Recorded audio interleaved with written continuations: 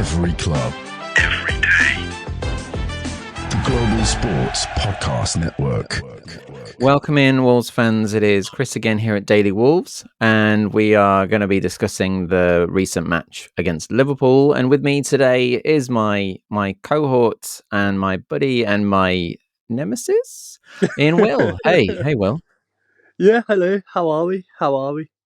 I'm good. I just thought I'd give you every title under the sun that I could think of. That's fine by me. Yeah, good. So yeah, obviously, I don't know about you, Will, and everyone out there. We've been obviously off the back of the win against Villa and the win against, I know it was against Blackburn, but the cup win. Morale was feeling good, and I was thinking that we might get something from today, or at least even if we didn't perform well. To be fair, I think second half we did, but let's rewind time. It sadly obviously didn't go our way. I'll just summarize spoilers everyone out there, but it did finish 2-1 to Liverpool. But it feels like there was a lot of drama. I don't get me started on the officiating, but how were you going into today, Will? And when you saw the team sheet, we tend to start with the team sheets as well. So what did you make of the beginning of the day? In terms of the lineup, there was nothing that particularly caught my eye in a negative way, at least. Aside from the fact that there was no Rodrigo Gomez in the squad at all, not even on the bench. And, I've not seen any explanation for that yet, let alone an official one. I don't know if I've missed something, because, like you said, the game, we're recording this on Sunday, and we've not had time to sort of read up on anything too much post-match. We're just sort of going in raw with a straight sort of, match review based off our instincts. But yeah, so, I'm still relatively positive when I saw the lineups. I did sort of think, as much as you said, we had come off the back of 2 wins, and no disrespect to Blackburn, but, you always knew this was going to be a big ask for us going into the game, no matter what the starting lineups were. Sure. I think, you made a good point about Gomez, so I'm curious to find out more about that. Obviously, Hwang out with the hamstring injury, wasn't in the squad. Larson not on the bench either, still recovering from his knock. So we had Gedge again at front, to start at least. And the only other, I think, point of note was that Bellegarde dropped back to the bench and Andre slotted back in alongside Gomez. I mean, he obviously has had some good form recently, but I guess people can't really argue too much with that. No, I don't think so. Like I said, there was nothing. There was little tweaks and changes like that, but aside from Gomez being left out of the squad, there was nothing too sort of unexpected or out of the blue. No. But then game starts. As I say, I was feeling hopeful. Even if because my mindset was that even if we lose, I think we'll impress people with the performance. Was where I'm getting at with this. If that makes any sense of silver lining. Because I feel like we're not getting drummed, and we are, or anymore at least. It feels like we're kind of battening down hatches a little bit and looking a bit more solid. But then, first half really didn't go our way. What did you make of the first half and the goals? I'll start off. I'll try and be as concise as possible. The first half, as you just mentioned there, really didn't go our way. I don't want to make this an excuse, but you alluded to it in the sort of introduction to this match review, that the officiating from Simon Hooper was woeful. It was woeful. I mean, even Carragher on the commentary on Sky Sports was struggling to justify some of the decisions and understanding the frustration coming from the Wolves camp. I think Doc and Agbedu both got booked, I think, in the first half for, I assume, dissent, for complaining about decisions before a single Liverpool player got booked. But I think aside from that, we just, not only did we not show up, Liverpool are just obviously very, very good, so you can't really afford to start slow or make sort of errors that we made, which led to their 2 goals. As you said, it's very different playing Liverpool than it is to Blackburn. And I think, unfortunately for us, that sort of golfing class was quite evident, more evident than it should have been, at least in the first half. Yeah. I mean, I do want to get on. So there's a particular couple of officiating things I want to get onto. But let's focus on one thing at a time. So the first goal for Diaz, I mean, that was a little bit of our own making. Yeah, was it given away poorly? Nori.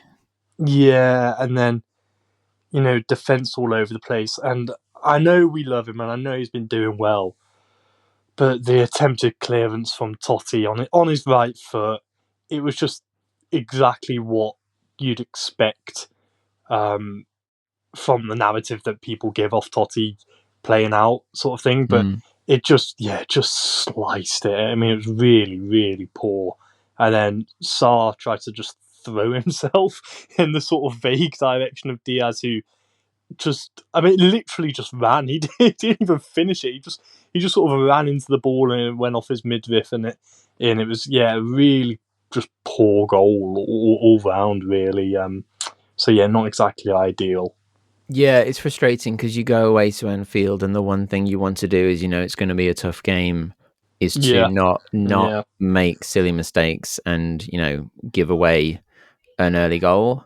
And that was 15 minutes in, I think. And so it's an uphill battle from then on. And it was a little bit of our own making, like you say, slow chances to get rid of it, not taken. But then the frustrating thing then is, even at 1-0, I'm thinking, okay, 1-0, we've got goals in our team. We are capable of still getting something from this. And then the penalty, I mean, what did you make of that? And Sarr, do you think it was a penalty? Obviously, who was it running through on goal, actually? Was it Diaz again? I think it was Diaz again. Yeah. I'll be honest, I think it was a penalty. I don't, as in, obviously he nudged the ball past Sarr, and it was really poor play given away again, sort of unnecessarily by us in the first place. But I think as soon as he got a touch round Sarr, no matter if he was ever going to be able to collect that touch, it was a penalty. As soon as that contact was made, I just thought you gave Simon Hooper, who's already having woeful appearance from our point of view, you gave him and the VAR and the officials an excuse to give it, which they're not going to turn down when you're away at Anfield. And I thought it was I don't want to say fair enough, but I can't really have too many complaints about it, I don't think. No, it feels like one of those typically soft penalties, and that the striker is looking for it. Yeah, they're gonna wrap their foot round the keeper, whatever they can do, even if they have the capability to go around them or step over them or whatever. That they don't necessarily have to do it, but they're like, okay, it's probably easier for me to get the penalty than it is to go around and slot this ball in the net. And it is kind of frustrating, isn't it, that the modern game has come to that's the easier path to take. It says something about the way the game is ref nowadays, that's the way that the players choose to take it. But again, that's possibly a whole different tangent I'm going down there. But it feels a little bit soft almost. But Sarr comes out, doesn't get it, and when you put yourself in that position, you run the risk, don't you? You run the risk of giving away a penalty, and Salah is not really gonna. I mean, I dread to think how many he's missed in his career, but not many, I'm sure, from the spot. No, and I'm going to say something as well. Just two things. First of all, about the softness of the decision and decisions that we see referees making in the modern game. Chris, you know my thoughts on that. I think we should probably do a wildcard Wednesday episode just based on exactly that, because I couldn't agree with you more. Just a rant about state of officiating. A little throwback to the O'Neill era under Daily Wolves, just ranting down the microphones. On that note, people, as talking about Wolves and history of officiating, our lovely beloved Billy Wright, obviously, bless his soul, famous, one of the most famous players in our history, never booked in his entire career. And I was chatting to someone about that, thinking about the fact that obviously that was a very different game. And I imagine the game that if he were played to get the day. Play the game today. I can't speak properly. I'm sure he'd get booked many times and probably sent off. But it was a different era to not get booked in. You can go through people from behind and just be far more physical. So it's iconic, but obviously it just puts things into perspective a little bit as well. Yeah, no, 100%. But the other point I wanted to make just off it was that it was annoying that Salah was the one who took it and the one who scored. I'm sure it was great for people's FPL teams, but again, in the preview to this, Chris, we spoke about how well Aït-Nouri seems to do against the top players like Salah, and especially Salah himself. And he did it again today. Not only did he pocket Salah for 90 minutes, and Salah only got a sniff of goal from that penalty, which was, sort of, like you said, a soft one, but just modern day football for you. I think, for the most part at least, on the ball, Aït-Nouri was one of our best players, and so, I just thought it was a shame for that sort of narrative to be shot down by Salah getting on the score sheet. Yeah, and you could see Salah was getting frustrated, particularly second half when we were coming back into the game. I know, jumping ahead slightly, but there was a few points where the ref was making calls, and at that point a couple didn't go Salah's way, and he was getting very, very frustrated. You could see he was trying to leverage his body weight and draw fouls, and when it wasn't working for him, he was really getting ticked off, which was making me smile quite a lot, to be honest. Yeah, I think that's understandable. I mean, you said we were jumping ahead a bit, but it's safe to say for those who didn't catch the game, that second half was certainly the better half for Wolves and Wolves fans. I think we certainly came into the game a lot more then. It was. Before we jump into the second half, though, two things. One is I wanted to point out did you watch, what are your opinions, everyone, if you saw it? Then now Konate was on a yellow card already, at which point he basically barged Cunha into next week. Yeah. And there was a free kick given. Could have been a second yellow. Obviously, not going to be against the top team at their home ground. It's just not going to happen. But is there a case, do you think, for him to have got a second? I'm going to say it was, he's towing the line there. And for me, that could have been a 10-man Liverpool. Yeah, I think it would have been soft. I'll be honest. I do think it would have been soft, in all fairness. But I think with the amount of decisions, I think that was the main frustration, was the amount of those kind of 50-50 decisions throughout the whole game. And it was a lot of them, by the way, because it was quite an evenly matched game physically. There was a lot that, all of them went against us pretty much. And I know Vitor Pereira has since come out and said that Konate shouldn't have been on the pitch.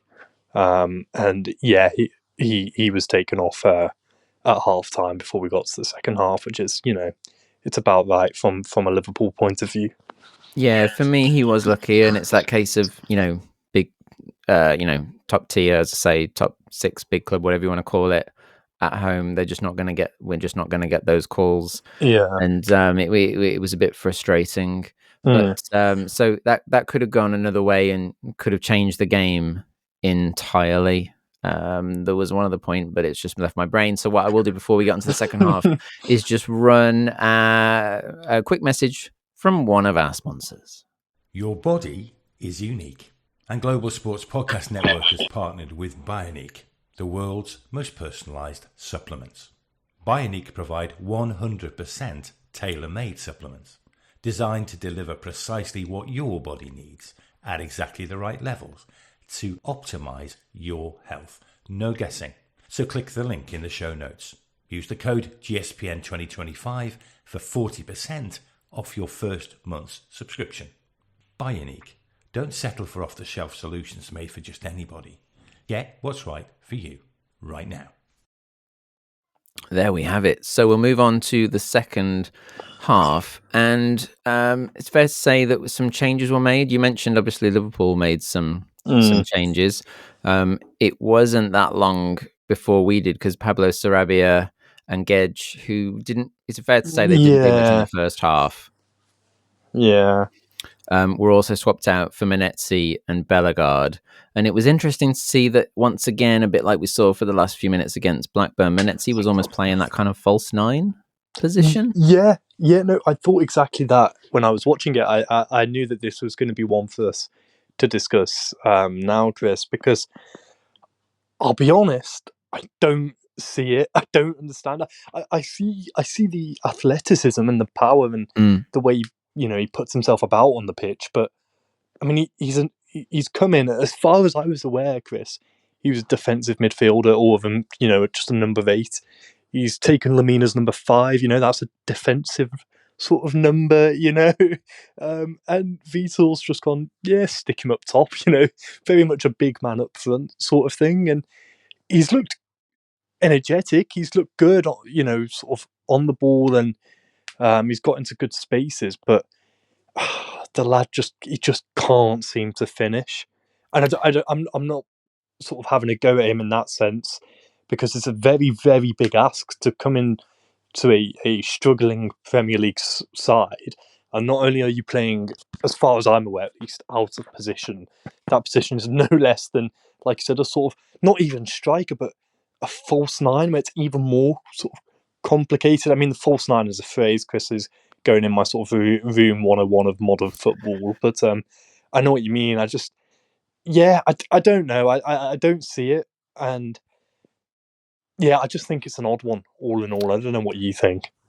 Yeah, I mean, I agree with you firstly on the phrase false 9. I coined it because it seems the most apt, but I mean, is it fair to say, do you reckon? And again, I like to play devil's advocate, but and bearing in mind, he hasn't played a full game right yet. He played the last part of Blackburn and the last half of this game.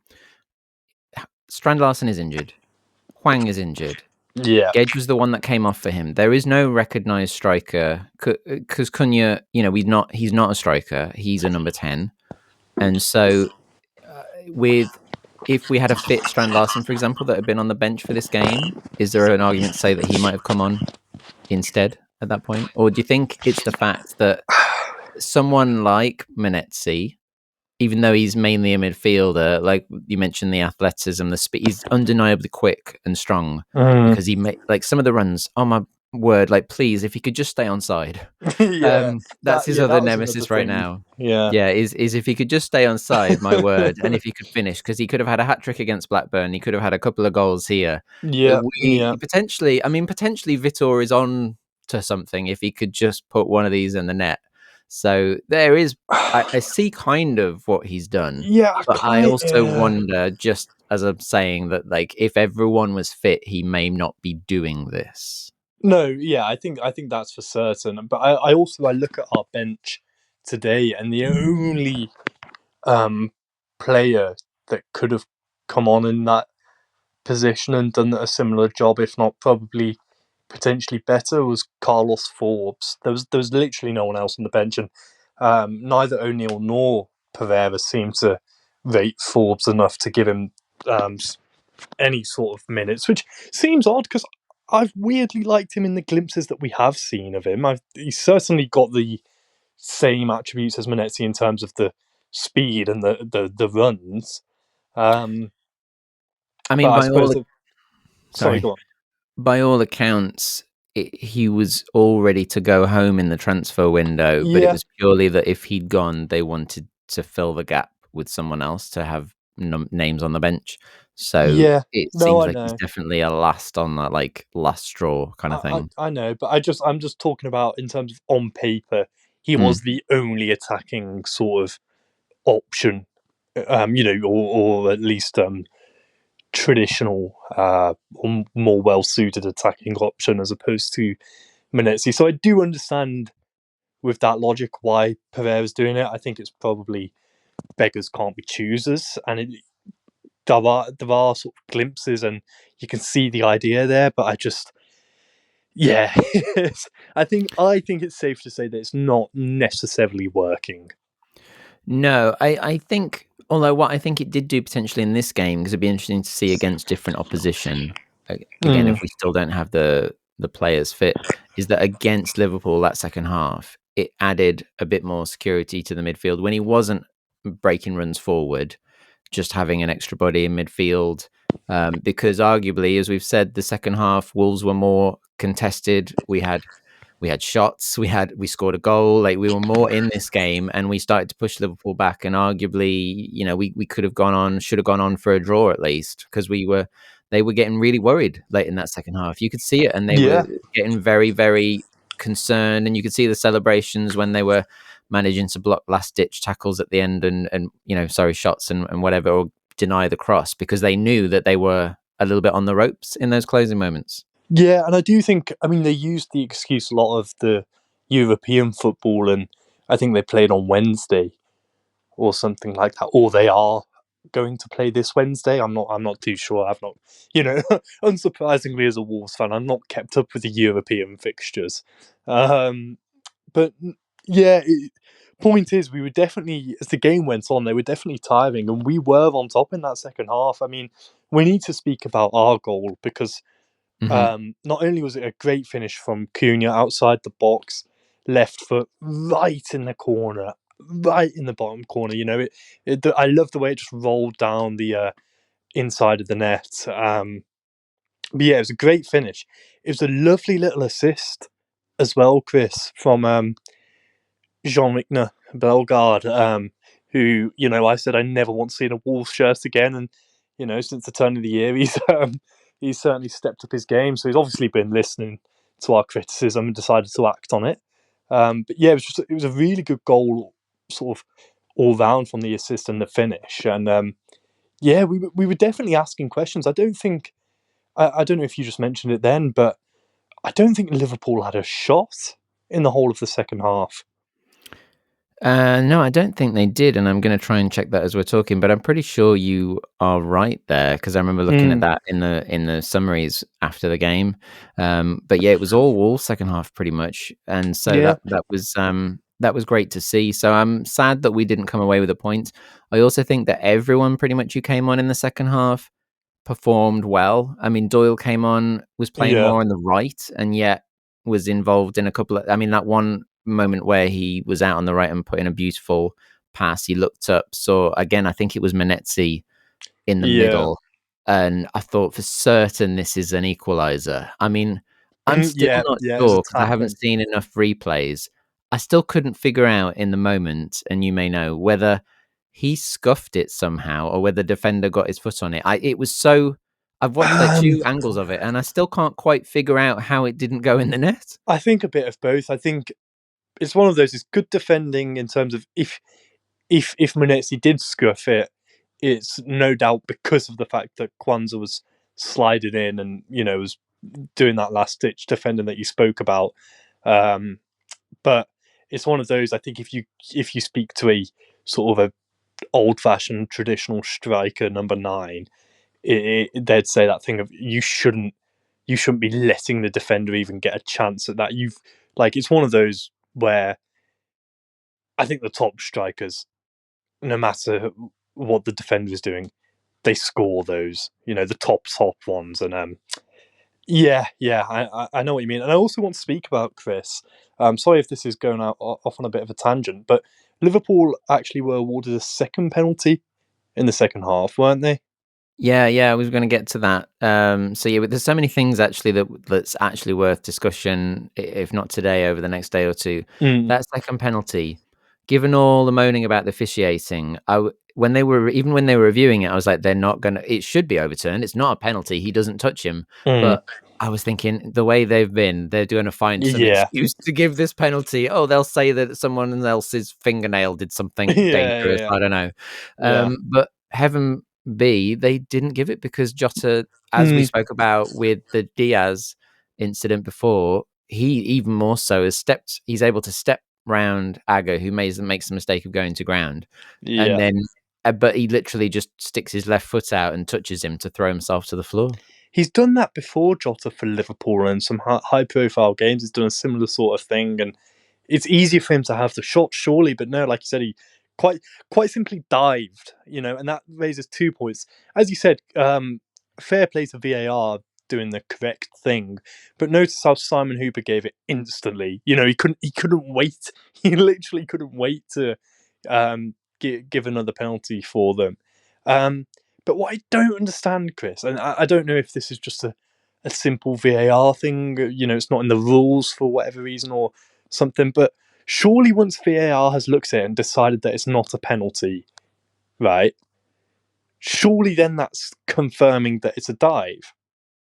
Now, Jota being booked obviously wouldn't have affected the results in any sort of way, but I don't understand why he wasn't then booked for diving if you've just gone over to a screen and confirmed it for yourself that it was.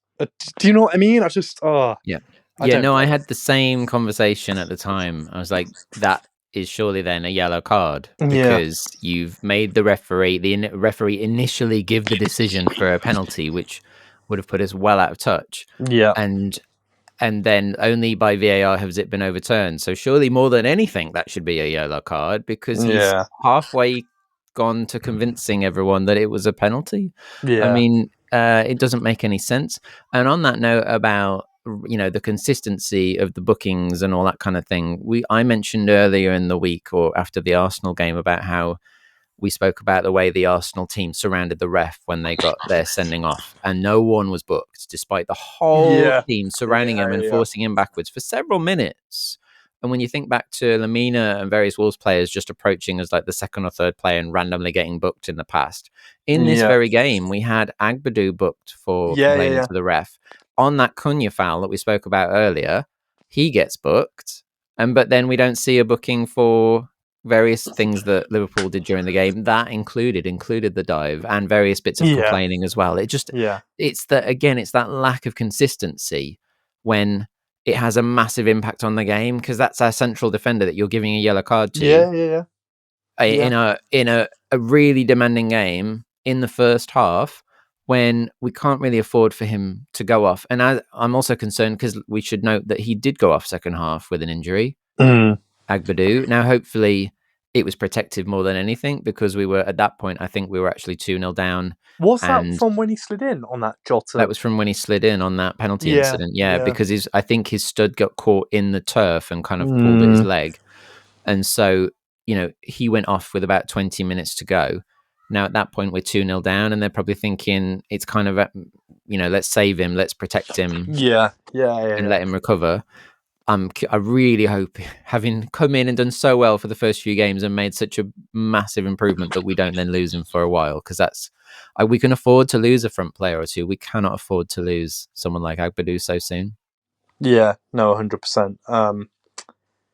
It was just a typical sort of, situation throughout the 90 minutes with little things like that, wasn't it? It was, because when you're whoever you are, whether you're a big team or a small team, going to somewhere like Anfield, the crowd's against you, it's going to be such a big deal, it's such an intense atmosphere. The one thing you need is consistency from the officials. You don't want to feel like you are fighting the officials as well. When you've got such a big task ahead of you.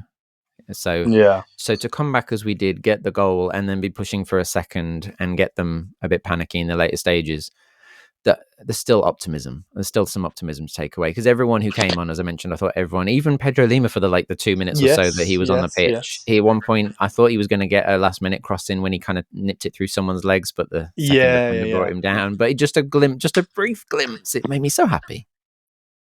Yeah, no, there's like you said, second half was full of positives, I think, all round, but just unfortunately, just not quite enough.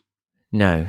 So on that note, people, I should begin to wrap up, I guess, because we've got it's late in the day, it's Sunday, and we've watched the game. We're giving you this coverage, and it's just coming out of our brains as it comes to us. But we'll be here, on and off throughout the week to break this down a bit more and then look ahead to the next venture. Is there anything, lastly, Will, that you wanted to touch on today's episode, at least, before we close out? Yeah, just the overall sort of weekly relegation check-in. It was annoying that our counterparts in the West Midlands, Aston Villa, drew at home to Ipswich. They had one job. Means that we're only 2 points clear now, I think it is.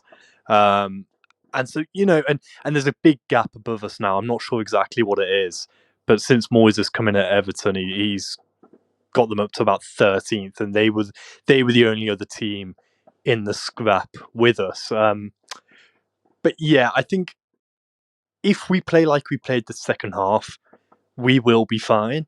But it's a big if, and the longer this goes on for, the closer it gets to sort of squeaky bum time, if you like, towards the end of the season. And yeah, I think we'll be okay, but it's close. Yeah, to accurately summarise that for you, Ipswich are 18th on 17 points. We are 17th on 19 points. And then the next is 16th is West Ham on 27 points. Yeah. So it is, everyone else is starting to pull away from this bottom four. Leicester are 19th on 17 now as well. So they're actually, there's only 2 points between us and the next two down. So it really is still very much an open race at this point. Yeah, I mean, you think one loss for us and a win for either of those two, which could easily happen, and we're right back in the thick of it, So yeah, but I think, like I said, we'll try and finish on a positive note, which is that if we perform to the levels we performed second half, which, by the way, I know this might be another tangent, if that was an O'Neill game, I think we lose about 5-0. But the persistence and professionalism of Pereira's Wolves, I think if we can maintain that, we'll be okay. Yeah, I hope so. And if we can get some consistent officiating as well, that will also very much help. Would help. It will. But if anything, like you said, Will, the second half showed us that if we keep playing like that, then out of darkness will come a light. Every club, every day. The Global Sports Podcast Network.